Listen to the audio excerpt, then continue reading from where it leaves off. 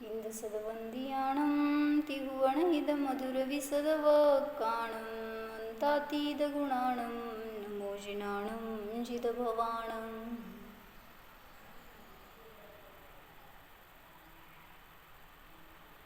कुंदकुंदाचार्य भगवान की जय। पंचास्तिका संग्रहामध्ये गाथा नंबर 49 बघत होतो, 74 पानावर आहे. काय प्रकरण चाललं होतं की द्रव्य आणि गुण हे परस्परापासून सर्वथा भिन्न नसतात. त्यांचा एकतर कथनचित भिन्नता आहे आणि कथनचित अभिन्नतारूप संबंध आहेच. मग त्याच्यासाठी 2-3 गाथा आणि त्यांच्यामध्ये दृष्टांताद्वारे सगळं सिद्ध करून दाखवलं. आता अन्य मतवादीचं खंडन करण्यासाठी म्हणून त्या विशेषतेने असं समवायादींचं निराकरण करून सांगतायत की ज्ञान हे आत्म्यामध्ये अनादिपासून आहे, नंतर येऊन मिसळले असं नाही. नहि सो समवायादो अत्यंतरिदो दुनाणदो नाणी अण्णानित्यवयणम एकतपसाधगम होदी. काय सांगितलं? समवायाने ज्ञानापासून आत्मा ज्ञानी होतो, म्हणजे जे भिन्न वस्तू आहे असा आत्मा समवायाने ज्ञानी होतो असं नाही. म्हणजे हे म्हणणं योग्य नाही. असं जर मानलं तर समवायापूर्वी अण्णाणी होता, म्हणजे समवायाने ज्ञानी झाला असं जर म्हणताय तर तिथं समवायाच्या पूर्वी तो अज्ञानी होता. मग अज्ञानी कसा होता? तर त्या अज्ञानाशी एकत्व असल्यामुळे अज्ञानी होता असं म्हणला तर त्याच्याद्वारे सिद्धी होते की आत्मा ज्ञानी पण एकत्वाने आहेच. म्हणजे ज्ञानाचीच तर परिणती, विभाव परिणती अज्ञान आहे. त्यामुळं अज्ञानी होता असे वचन एकत्वाला सिद्ध करणारे आहे, असं गाथेमध्ये आपण काल परवा बघितलं होतं. थोडंसं खुलासा याच्यावर करायचं होतं की मराठी वाचते एकदा खालचं म्हणजे समजते. वाच आहे का? त्याच्यात नाही आहे, ते पुस्तक वेगळं. ज्ञान आणि ज्ञानी आत्मा यामध्ये समवाय संबंध आहे या मान्यतेचे निराकरण करतात. ज्ञानापासून पृथक वस्तुभूत आत्मा ज्ञानाशी समवायामुळे ज्ञानी होतो ही मान्यता युक्तिसंगत नाही. जेव्हा आपण त्यांचं खंडन करतोय त्यावेळेस तेवढंच दृढतेने आपल्याला माहिती असायला पाहिजे की का नाही आहे तसं. नुसतंच आपण त्यांना त्यांचं मत चुकीचं आहे असं नाही सांगू शकत, कारण ते पण तेवढ्याच ठाम मताचे असतात. जेव्हा त्यांनी आपलं मत मांडलं आहे त्यावेळेस तिथं त्यांच्या मतामध्ये सुद्धा तेवढीच दृढता असते. मंदिरात नाही आहे?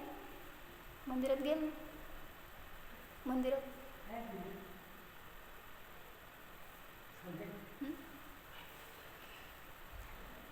ज्ञानापासून पृथक वस्तुभूत आत्मा ज्ञानाशी समवायामुळे ज्ञानी होतो ही मान्यता युक्तिसंगत नाही. जो पृथक मानतो त्यास प्रतिप्रश्न करतात. म्हणजे ज्यांनी ज्ञान आणि आत्मा सर्वथा वेगळा मानला त्यांच्यासाठी हा प्रश्न करतात की ज्ञानाशी समवाय होण्यापूर्वी खरोखर तो आत्मा ज्ञानी होता की अज्ञानी? परवाचा फ्लोचार्ट काढलेलं कोणाला समजलं नसतं तर विचारा. ते भाभीने म्हणलं होतं लिहून द्या, पण माझ्याकडनं काही लिहून देणं झालं नाही. मी कसं काढलंय त्याच्यावरनं सोपं आहे. असं फक्त एकात एक त्यांनी प्रश्नोत्तरं काढले, त्याच्यामुळे उलट त्यांनी सोपं करून प्रश्नोत्तरं काढून सांगितले, त्याच्यामुळे अजून क्लिअर होते खरं तर. तरी होतं बघा तुम्हाला कसं समजतं. काय केलं होतं? ज्ञानाच्या समवायापूर्वी तो ज्ञानी होता का अज्ञानी असं सांगितलं ना. म्हणजे त्यांनी काय मानलंय? आत्मा आणि ज्ञान हे जोडले गेल्यावर मग या आत्म्याला ज्ञान होतं.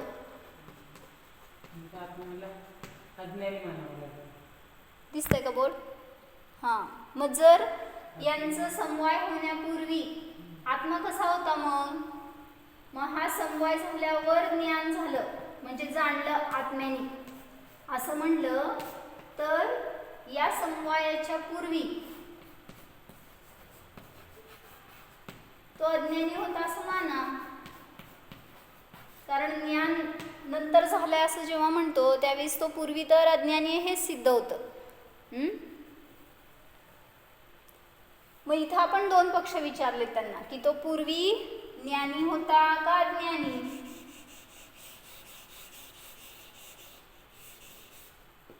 जेव्हा हा समवाय झाला ह्याच्या पूर्वी हा आत्मा ज्ञानी होता का अज्ञानी. वही पेन आणली नाही. मग जर ज्ञानी होता म्हणला तर ज्ञानाचा समवाय करायची काय गरज आहे.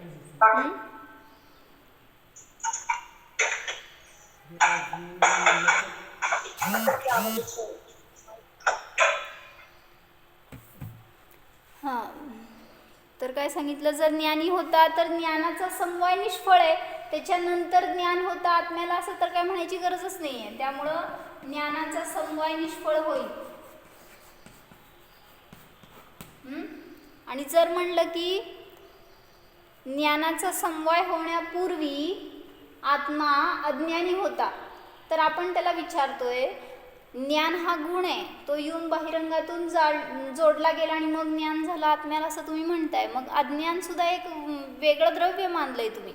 मग हे वेगळं द्रव्य या आत्म्याला जोडून अज्ञानी झालंय का अज्ञानाशी एकत्व आहे म्हणून अज्ञानी झालंय, असं त्यांनी दोन प्रश्न विचारले. काय कळलं.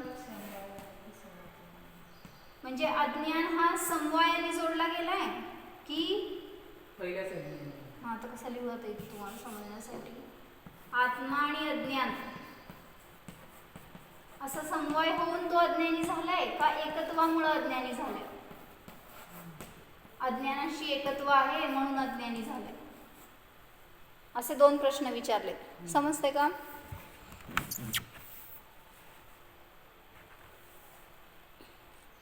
पूर्वीच त्यांनी अज्ञानी असेल तर त्याला त्यांनी पुढे करू शकतो. नाही, आपल्याला तर हेच सिद्ध करायचं. तुम्ही अज्ञानी कसं म्हणताय. अज्ञानी जर म्हणत असाल तर तो ज्ञानी पण तुम्हाला मानायलाच पाहिजे, कारण अज्ञान ही ज्ञानाची पर्याय आहे. म्हणजे आता आचार्यांचे उत्तर द्यायची स्टाईल छान आहे, त्याच्यातून सगळंच क्लिअर होऊन जाते. अज्ञानाशी एकत्व असल्यामुळे अज्ञानी होता का असं त्यांनी विचारलं. आता जर म्हणलं की आत्मा आणि अज्ञान यांचा समवाय होता आणि मग तो अज्ञानी पूर्वीच अज्ञानी होता असं म्हणलं तर अज्ञानाचा समवाय होण्यापूर्वी आत्मा अज्ञानी होता का ज्ञानी. कसं. याच्या पूर्वी परत जावा. आता हा समवाय होण्याच्या पूर्वी हा आत्मा ज्ञानी होता का ज्ञानी. परत परत तेच प्रश्न येणार आहेत.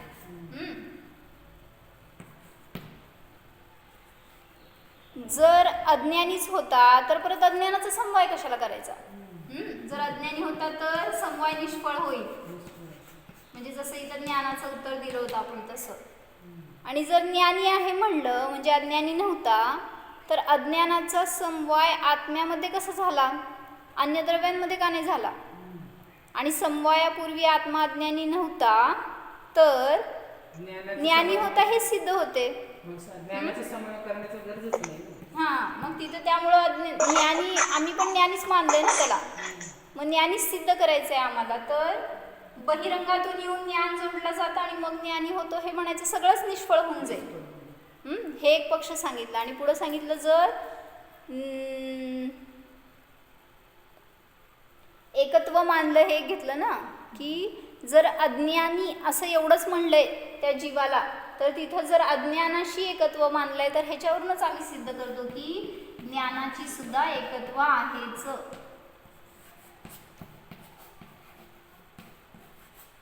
जसं तुम्ही अज्ञानाशी एकत्व मानताय तसंच सांगितलं ज्ञानाशी मग मागायला काय अडचण आहे, मानायलाच पाहिजे. समजलं का. ज्ञान समवायाचा अभाव असल्यामुळे ज्ञानित्व नाहीच असं त्यांनी घेतलं ना. म्हणून अज्ञानी म्हणताना अज्ञानासह एकत्व अवश्य सिद्ध होते.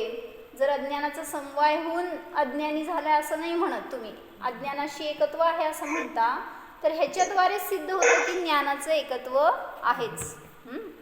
त्यामुळं मग आत्मा ज्ञानी आहे हे सिद्ध होतं. काय कळलं बोला. निखिलताई बोला.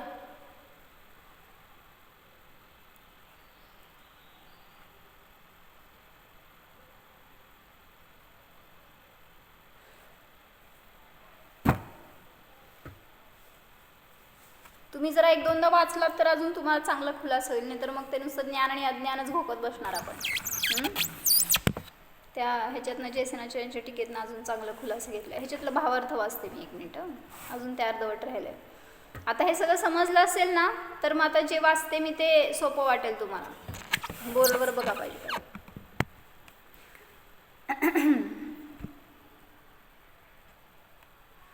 ज्ञानापासून पृथक वस्तुभूत आत्मा ज्ञानाशी समवायामुळे ज्ञानी होतो ही मान्यता युक्तिसंगत नाही. जो पृथक मानतो त्यास प्रतिप्रश्न करतात की ज्ञानाशी समवायापूर्वी खरोखर तो आत्मा ज्ञानी होता की अज्ञानी. जर ज्ञानी होता तर ज्ञानाशी समवाय निष्फळ आहे, आणि जर अज्ञानी होता तर अज्ञानाशी समवायामुळे अज्ञानी होता की अज्ञानाशी एकत्वामुळे अज्ञानी होता. अज्ञानाशी समवाय तर असू शकत नाही, कारण अज्ञानीचा अज्ञानाशी समवाय निष्फळच आहे.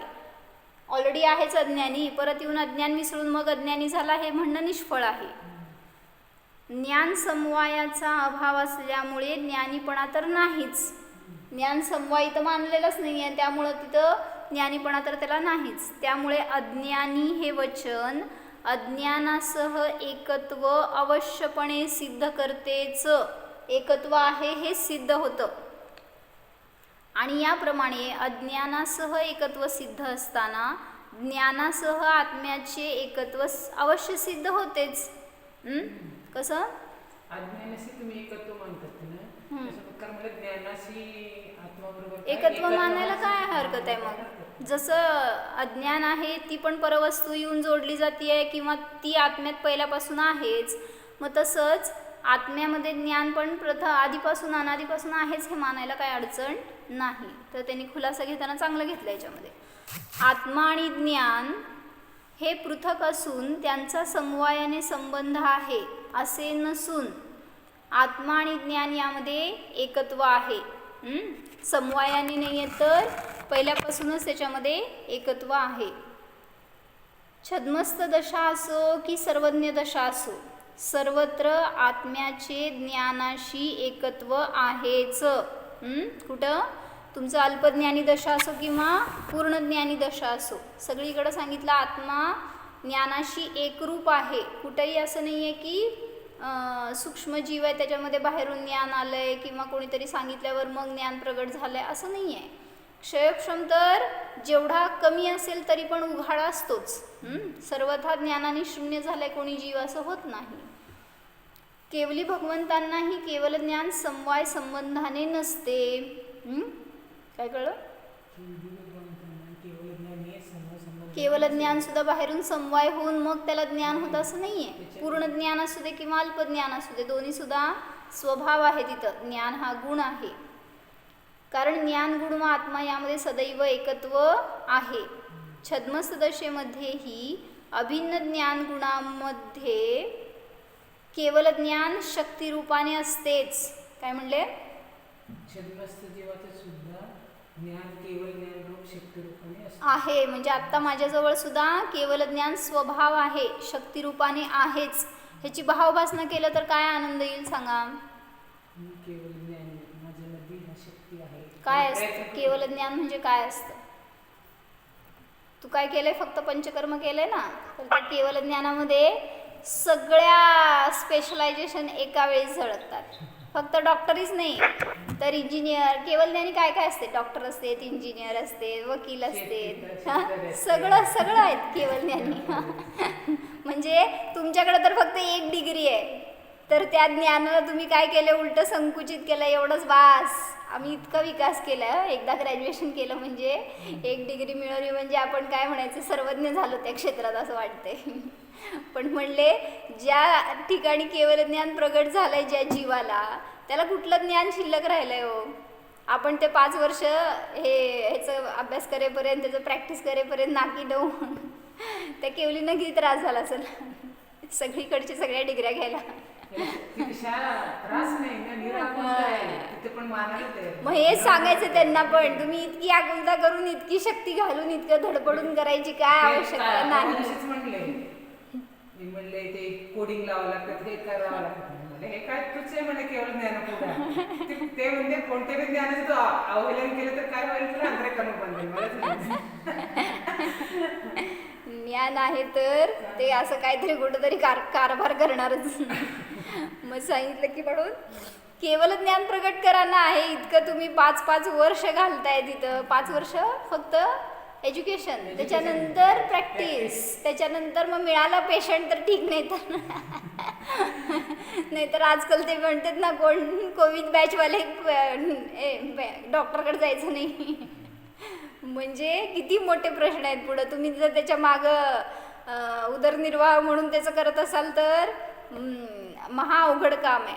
आणि कोणी त्या पैशाच्या भूमिकेतून जर कोणी डॉक्टरी करत असेल तर त्या पेशंटचं पण कल्याण आहे आणि त्या डॉक्टरचं पण कल्याण आहे त्याच्यातून. मग सांगायचं काय होतं की ज्ञान हा गुण आहे, त्याचा विकास पर्यायामध्ये असा होत जातो की एका पोझिशनला ते पूर्णतेने प्रगट होतं.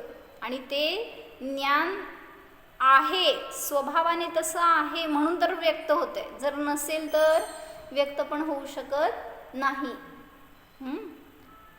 केवली भगवंतांनाही केवल ज्ञान समवाय संबंधाने नसते, कारण ज्ञान गुण व आत्मा यामध्ये सदैव एकत्व आहे. छद्मसदशेमध्येही अभिन्न ज्ञान गुणामध्ये केवल ज्ञान शक्तिरूपाने असते. तेच शक्तिरूप केवल ज्ञान केवली दशेमध्ये व्यक्त होते. ते म्हणलं ना, एकाने सांगितलं होतं असं की कुठला तरी सिरियल बघता तुम्ही, समजा कुठला सिरियल बघता, आई काय करते आणि बाबा काय करते आणि भाभी काय करते आणि काय तर असलं सासू आणि सून असले सिरियल बघता आणि तुम्हाला काय वाटतंय कुठलं का सिरियल रिश्ता काय आणि काहीतरी असले असतात ना काय काय, तर त्याच्यामध्ये पुढं काय असं एक भावना जोडली जाते ना सारखं. आणि मग तिथं सांगितलं नको घट्ट होती मीटिंग. मग तिथं सांगितलं की काय सांगत होते, केवल ज्ञानामध्ये सांगितलं सगळं ते इत्थंभूत पहिल्यापासून शेवटपर्यंत इतिहास सगळा जोडला गेला, ज्ञानामध्ये सहज प्रगट होतोच. त्यामुळे तिथं आकुलता करायची काय आवश्यकता पडत नाही. म्हणून सांगितलं माझं ते तिथलं तिचं पासवर्ड नाही घातलेलं माझ्या.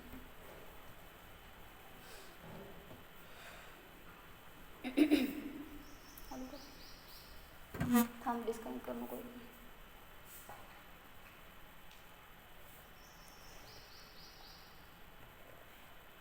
छद्मस्तदशेमध्येही अभिन्न ज्ञान गुणामध्ये केवल ज्ञान शक्तिरूपाने असते. तेच शक्तिरूप केवल ज्ञान केवली दशेमध्ये व्यक्त होते. केवलींना केवल ज्ञानाचा समवाय कोठून बाहेरून येऊन होतो असे नाही. अल्पज्ञानी आणि केवल ज्ञानी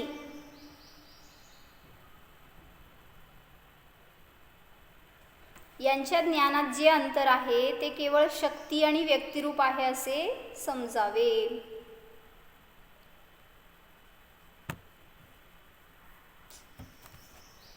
एक मिनिट, डिस्कनेक्ट झालं तर परत जॉईन करा.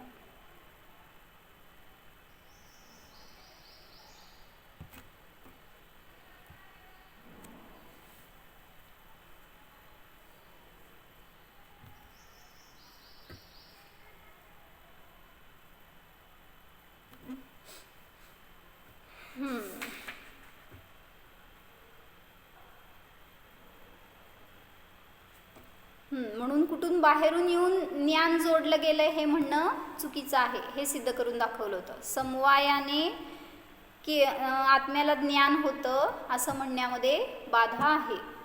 मग तिथं म्हणलं ना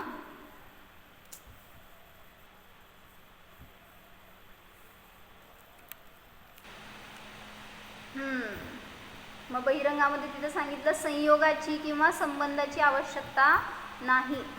आणि मग असं कुठून बाहेरून संयोग होऊन जीवाला ज्ञान होतं असं म्हटलं तर तिथं कुठलंही द्रव्य स्वाधीन राहणार नाही आणि स्वभाव असतो तो स्वाधीन असतो असं छान सांगितलं एकाने बरं का, की स्वभावाला पराची अपेक्षा नसते. म्हणजे आता या एका गाठीतून आपण 5 अर्थ काढतो ना, कुठले शब्दार्थ, शब्दार्थ, नयार्थ, मतार्थ, मतार्थ, आगमार्थ. आगमार्थ आणि भावार्थ असे 5 टाईपमध्ये गाथा वाचायची असते. म्हणजे त्याच्यातून अजून खुलासा होतो. मग शब्दार्थ तर सांगितलं की ज्ञान आणि ज्ञानी परस्परापासून भिन्न नाही. जिथं अज्ञानी असं म्हणला त्याच्यावरूनच ज्ञानाची सुद्धा सिद्धी होते. हे शब्दार्थ सांगितला. पुढं नयार्थ काय सांगितला? आत्म्याचं ज्ञान असं म्हणलं तर कुठला नय?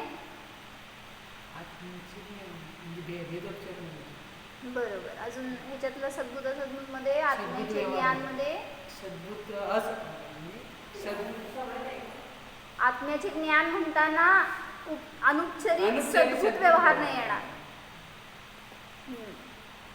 म्हणून तिथं जेव्हा द्रव्याचे गुण वेगळे काढून दाखवतो त्यावेळेस तिथं अनुपचारित सद्भूत व्यवहार नाही येणार. का तर भेद करून सांगितलोय ना आपण. म्हणून सांगितलं की नयार्थ हा सांगितला किंवा ज्ञानी आत्मा, अज्ञानी आत्मा कुठला नाही सांगितलं. अभिवृद्धी निश्चय नाही. हा, ज्ञानी म्हटलं तर निश्चय नाही, अज्ञानी आत्मा म्हटलं तर अभिवृद्धी म्हणजे अभेदोपचार नाही येणार. कारण पर्याय आहे ना अज्ञान ही. कुठलीही असू दे, क्रोधी असू दे, अल्पज्ञानी असू दे, क्षयक्षम ज्ञानी असू दे, त्यातून जर द्रव्य दाखवलं तर ती झालं अभेदोपचार नाही. पुढं सांगा आता भेदोपचार आणि भेदवृत्ती कसं घटवायचं. तुम्ही सांगितलं मी ऐकणार. भेदोपचार कसं? जीवाची क्रोध हे भेदवृत्ती होती. हां, क्रोध ही पर्याय घेतली. आता नुसतं ज्ञान एक बघतोय क्रोध त्यामुळं पर्याय घेतले तर नाही नुसतं आता ज्ञानाचं बघतोय त्यामुळं मती ज्ञान ही पर्याय आहे असं घेतलं तर ती तो भेदवृत्ती नाही झाला. आणि भेदोपचार आत्म्यामध्ये ज्ञान गुण आहे, अनंत गुण आहेत असं भेद करून जिथं सांगितलं तिथं भेदोपचार होणार. त्यामुळं तिथं हे नयार्थामध्ये सांगितलं. पहिलं शब्दार्थ नयार्थ सांगितलं. आता मतार्थ सांगा. ह्याच्यातून कुठल्या मतवादीचं खंडन झालं? हां, पहिलं आपलंच खंडन झालं म्हणायचं. आपणच असे काय मान्यता केलेल्या असतात की पुस्तक वाचल्याशिवाय मला ज्ञान होणारच नाही, कोणीतरी शिकवल्याशिवाय होणारच नाही, किंवा मला होतच नाही, किती वाचलं तरी होतच नाही. ही सुद्धा मान्यता सगळी अन्य मतवादींची आहे. मग तिथे सांगितलं ज्ञान हे बहिरंगातून येणार नाही आहे. त्यामुळं अनेक दार्शनिकांचं मत आहे की म्हणजे त्यांनी असं छान घेतलं की पहिल्यांदा म्हणले पृथ्वी काही जीव आहेत, अग्नी काही जीव आहेत, किंवा जल काही. ह्यांना जीव म्हणून कधी बघितलं का? ही पृथ्वी असली ना, ही नाही. आता जी बाहेरची पृथ्वी आहे ती जीव आहे असं कुठं वाटतंय? दगड म्हणूनच बघतोय की त्याला. मग त्याच्यामध्ये जीव आहे ही मान्यता नाही आहे एकेकांना पहिल्यांदा. जे काही हे असे एकेंद्रिय वनस्पती वगैरे हे एकेंद्रिय जीव आहेत त्यांच्यामध्ये आत्मा आहे हीच पहिला मान्यता नाही आहे. त्याचं खंडन केलं. त्याच्या पुढं लोकांनी आत्मा मानला पण ज्ञानरहित मानला, किंवा आत्मा मानला पण निगोदी आदी जीवांमध्ये अल्प म्हणजे ज्ञानच नसतं असं मानलं. कारण त्यांना काही समजत नाही, हिताहिताचा विवेक नाही आहे, इष्टानिष्ट काही गोष्टी कळत नाही. त्यामुळं ते जरी जीव असले तरी त्यांच्यात ज्ञान नाही असं मानलं. पण कुठल्याही विश्वामध्ये कुठलाही जीव असा नाही ज्याच्यामध्ये ज्ञान नाही, आणि ज्ञान नसेल तर तो जीवच नाही. मग त्या निगोदी आदी जीवांमध्ये पहिल्यांदा सांगितलं पृथ्वी आदिकांना जीवच मानलं. पुढं लोकांनी जीव मानलं पण ज्ञानरहित मानलं. पुढं तिसऱ्यांनी सांगितलं पुरुष जीव आत्मा मानला आपण, पण ते ज्ञानरहित जड असतं, ज्ञानरहित असतं पण चेतन असतं. पुरुष जो असतो तो ज्ञानरहित पण चेतन, आणि जी प्रकृती कर्म असते ती चेतन असतील, ती ज्ञानसहित असती पण अचेतन असते असं त्यांची मान्यता. म्हणजे सगळं उलटं सुलटं करून टाकलं काय. पहिल्यांदा तुम्ही फक्त जिनागम समजून घ्या, बाकीचं सगळं नंतर समजून घ्या. ह्याचं खिचडी व्हायची डोक्यात. मग तिथं ही या मान्यतेचं पण निराकरण केलं. आणि नंतर सांगितलं वैशेषिकांनी की ज्ञान आणि आत्मा सगळं सर्वथा भिन्नच आहेत, आणि मग त्यांच्या समवायाने त्याला ज्ञान होतं. म्हणजे ही पण मान्यता परत खंडित झाली. म्हणून मतार्थामध्ये त्यांनी हे सगळं खुलासा करून सांगितलं. कारण कुठलाही जीव असेल तर त्याच्याकडं आंशिक का असे ना ज्ञानाचा उघाड असतोच. पुरुष म्हणजे आत्मा मानले आणि ज्ञान प्रकृती आणि पुरुष असे दोन मांडलेत ना. तेच की कर्म वगैरे त्याच्यामध्ये घेतलेत त्यांनी. तत्व जे काय त्यांनी 2 तत्व मानले, पुरुष आणि प्रकृती किंवा प्रधान. मग त्याच्यामध्ये सगळे कर्माचे गोष्टी त्याच्यामध्ये घेतल्या की पुरुष असतो तो अकर्ता असतो, कर्म प्रकृती करता असते. पुरुष असतो तो भोक्ता असतो आणि कर्म भोक्ता असतात. असं जरा त्यांनी सगळे विचित्र मान्यता केले तो उलटून तिकडं असं. आणि त्याच्यामध्ये काहीतरी 25 तत्व त्यांनी इन्क्लूड केले आणि मग त्याच्यामध्ये खुलासा करून सांगितलंय. पण त्यांचं मेन बेसिकच वस्तुव्यवस्था चुकीची असल्यामुळं पुढं काय जरी त्यांनी बरोबर मानले असतील तरी सुद्धा ते घटित होत नाही. कारण वस्तूला अनेकांतात्मक मानायला पाहिजे तर त्याच्यामध्ये गुण आणि धर्म जे काय घटवणार ते सगळे योग्य होणार, अन्यथा नाही. पुरुषाचं काम नाही, पुरुष कशाला तत्व ठेवले? निष्क्रिय तत्व मानतात ते त्याला. आपण कथनचित मानतो की नाही असं नाही, निष्क्रिय म्हणजे एकापेक्षाने मानले. त्या आत्म्याला मुक्ती होणार आहे ना, त्यांनी असं मानतात. त्या आत्म्याला मुक्ती होणार आहे जेव्हा तो त्या ज्ञानाने रहित होणार ना. ज्ञान आहे तोपर्यंत विकल्प आहेत आणि जेव्हा ह्या कर्म प्रकृतीने ज्ञानाने सर्वथा वेगळा होणार त्यावेळेस हा आत्मा मुक्त होणार, अशी त्यांची मान्यता. त्यांची मान्यता आहे हो अशी. कारण ज्ञान आहे ते अशुद्धच असतं अशी त्यांचं मत आहे. आणि त्यामुळे जोपर्यंत ज्ञानाचा संयोग आहे तोपर्यंत जीव अशुद्धच आहे. आणि मग या प्रकृतीचा जेव्हा अभाव होतो त्यावेळेस पुरुष मुक्त होतो आणि मग तो शुद्ध होतो, अशी त्यांची सगळी म्हणजे ज्ञानाचे कारण नेहमी अज्ञानारूपानेच वागतो असा अभिप्राय होतो. हां, जोपर्यंत मुक्त होणार नाही तोपर्यंत तो अज्ञानीच आहे. मग त्याच्याशी जोपर्यंत त्या कर्माशी निगडीत आहे तोपर्यंत अशुद्धच आहे, मलिनच आहे. आणि मग असं काय म्हणायचं की त्याच्यानंतर तो पुरुष मुक्त होतो असं ते मानत आहेत. त्यामुळे तिथं तो शुद्ध अवस्थेला किंवा मुक्त अवस्थेला सर्वज्ञ दशेला प्राप्त होतो. म्हणजे सिद्धांतच सगळे चुकीचे झाल्यामुळं पुढं तिथं सिद्धी तर काय करणार आपण.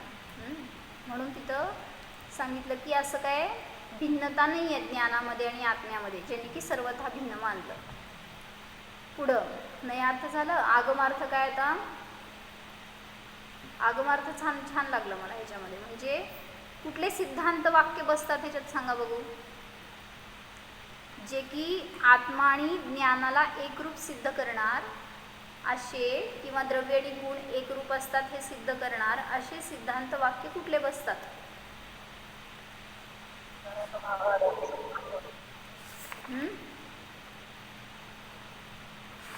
बोला.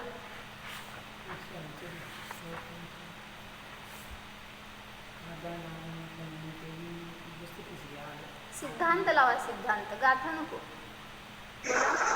आत्मा आणि ज्ञानात एकत्व.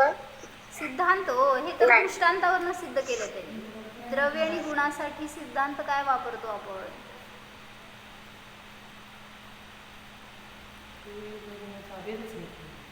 द्रव्याशी गुण अभेद आहेत. सिद्धांत वाक्य काय आहेत शास्त्रामध्ये त्याच्यासाठी, ज्याच्यावरून की हे सिद्ध करतो आपण की त्या द्रव्याला पराची अपेक्षा नसते, द्रव्य हे स्वतः स्वाधीन असतं, असे वाक्य आहेत ना सिद्धांत समयसारमध्ये.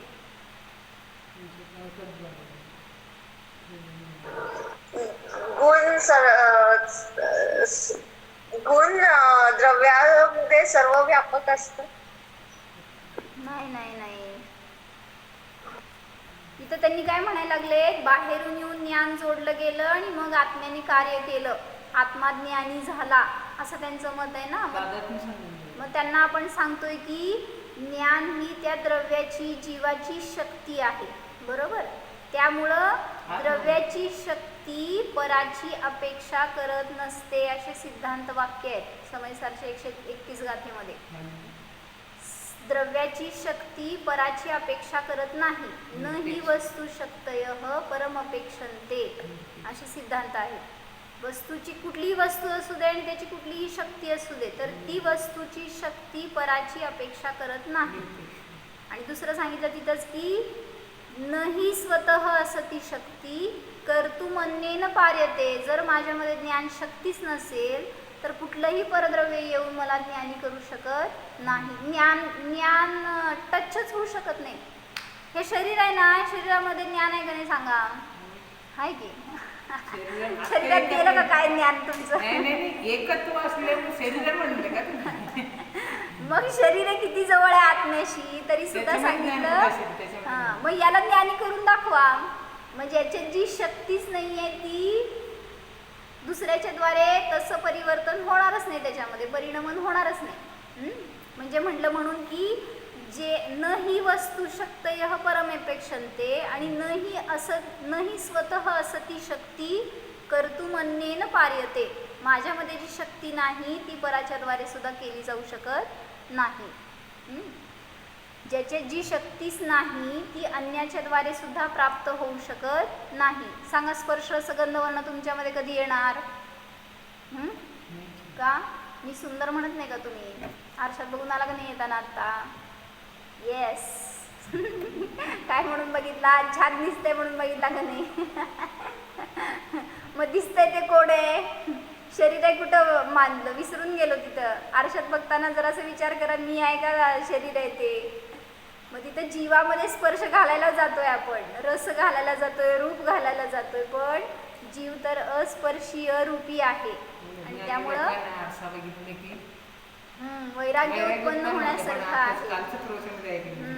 मी पण ऐकलं. 3 गोष्टी सांगितल्या ना त्यांनी. वस्तू सॉरी काय पहिलं सांगितलं होतं की ज्ञान जसं दर्पणामध्ये पदार्थ प्रतिबिंबित होतात तसं ज्ञानामध्ये ते ज्ञेय प्रतिबिंबित होतात, पण त्या रूप मानायला जातो म्हणून दुःख आहे. दुसरं सांगितलं रेल्वे पळतीये, पण तुम्हाला काय वाटतंय? झाडं पळायला लागली आहे. कोण शाण करणार तुम्हाला? कोण ज्ञानी करणार? मग हे दुसरं झालं. आणि तिसरं सांगितलं काय? जसं एखादा मनुष्य आहे आणि तो थंडीच्या दिवसामध्ये थंड पाण्यामध्ये हात घातलाय, चिल्ड झाला एकदम ते वॉटर, आणि त्याच्यात हात घातल्यावर तो म्हणतोय मला किती थंडी वाजतीये. हात त्याचा गोठलाय आणि तो म्हणतोय मला किती थंडी वाजतीये. मग त्यावेळेस तिथे थंडी कोणाला वाजतीये? जीवाला तर थंडी वाजत नाही. जीव तर जाणतोय, थंड मी जाणतोय एवढा विचार केलास ना तर तू दुःखमुक्त होणार. पण मलाच थंडी वाजतीये म्हटलं तर मला गरम होतंय, मला अशक्त वाटतंय, मला बलवान वाटतंय. हे सगळं अनुभव आहे. तो अनुभव तुम्हाला ज्ञानी आणि सुखी बनवणार आहे. पण आपण त्या अनुभवाला सोडून पराशी अटॅच व्हायला जातो आणि त्याचे गुणधर्म घ्यायला जातो, म्हणून तिथं दुःखी होतो. म्हणून काय जाणायला पाहिजे? हे सगळं परद्रव्याचे गुण आणि धर्म त्याच्यामध्ये आहेत, ते माझ्यात येणार नाहीत, आणि माझे गुण आणि धर्म माझ्यामधून विलग होणार नाहीत. आणि असा माझा आत्मा कसा आहे? ज्ञानाने सहित ज्ञानपिंड स्वरूप आहे. आणि जे काय बहिरंगातून तुम्ही संयोग करायला जाता, संबंध करायला जाता, ते नियमाने दुःखाला कारण आहेत. म्हणून काय म्हणतो आपण? संयोग संबंध असे जीवाला, म्हणून दुःखे असती तयाला. संयोग संबंध म्हणून आता सोडून देतो समते करिता. एवढंच पाठ करायचं काय? म्हणूनच सगळ्या संयोगांना सोडून द्यायचं. पोपटा सगळं लोक ज्ञानी सगळं पाठ करा आणि त्याच्यावर चिंतन करा, तर ते संयोग आणि संबंध मोक्षाला जाईपर्यंत आहेत. कोणाला सुटलेले आहेत का? आणि जाईपर्यंत निर्जरा करतच जाणार आहे. त्याच्याशिवाय सुखी जीवन कोणालाच नसतं. मोक्षाला जाणाऱ्याला सुद्धा सुखी जीवन नसतं. बहिरंगामध्ये प्रतिकूलतेच्या अपेक्षेने, सामग्रीच्या अपेक्षेने आपण मानतोय म्हणून दुःखी आहे. आणि मग तिथं ते मोक्षाला जाणाऱ्या जीवाला तर किती सुखासुखी मोक्ष मिळतंय का? असं त्याला मानत नाही म्हणून सुखी. त्यांनी जाणतोय ना, त्या ज्ञानाकडे बघतोय म्हणून सुखी आहे. आपण काय बघतोय? ते इतकं इझी आहे का? आपण गाडीत बसलो आणि गेलो पंढरपूरला आणि अकलूजला आणि काय म्हणायचं नातेपुत्याला, एवढं इझिली गाडीत बसून मोक्षाला जायला येतं का? एवढं इझी नाही आहे. त्यामुळं मोक्षाला जाईपर्यंत आपल्याला झगडावं लागणार आहे. तेव्हापर्यंत आपलं स्ट्रगल आहे. मग तुम्हाला इथं आत्ता असल्या एवढ्याशा उदयामध्ये आपण जर विचलित होतोय, जर तिथं स्थिर नाही राहत आहे, आपली शक्ती सगळी गेल्यासारखं वागतोय. कर्माच्या बद्दलचं एक शब्द लागला, त्याच्यावर ध्यानाला छान किती छान वाटतं असं म्हणतो. कर्माचा अनुभाग हा बेहोश करणार आहे, असं काहीतरी त्यांनी शब्द घेतला होता. ठीक आहे, म्हणजे हे सगळं समजून फायदा काय? तर मी ज्ञानी आहे हे जाणा, तर आपल्याला सुख आहे. हो, जाणा. निष्कर्म स्वरूपोऽहम् शुद्ध ज्ञान स्वरूपोऽहम् जीवत्व शक्ति संपन्न स्वरूपोऽहम्.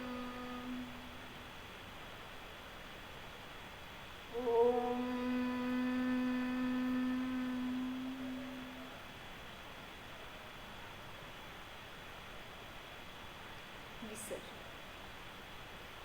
नमो हरिहं